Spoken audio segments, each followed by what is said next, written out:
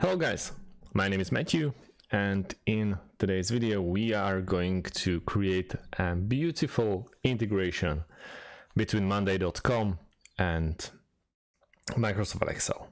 So first things first, we have to create yet again or log in into our account at Zapier.com.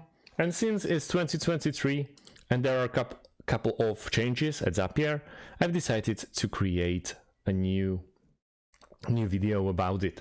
So let's start. On top left corner of Zapier, we have this option for create a Zap. That means create an integrations, but in Zapier slang. On top left corner, still we have an option for name our integration. So we are going to go with Monday Excel, like this. So let's start with a trigger. The trigger, obviously, yet again, will be Monday.com. You see the UI is a little bit different, and on the right side we have more options to toy around with. Then we are going to pick an event. We are going to the new one with a new user.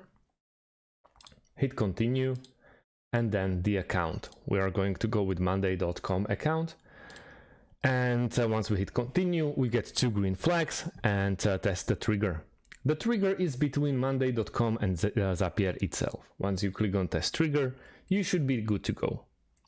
Now we are going to move to action number 2. App event, going to be Microsoft Excel. Event, we have 4 to choose from. Let's go with add a row. Continue, sign in into Microsoft Excel. Should not be a problem for you. You are either working on some kind of business Microsoft account, or your office has the key, so you only need to log in. That's about it. Once you sign in, and that's pretty mandatory step. Pretty mandatory step, you'll be able to finish this integration without any problem.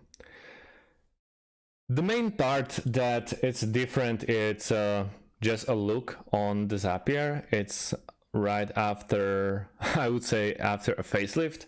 But since, or if you get all the green dots, the integration will not be a problem for you to complete.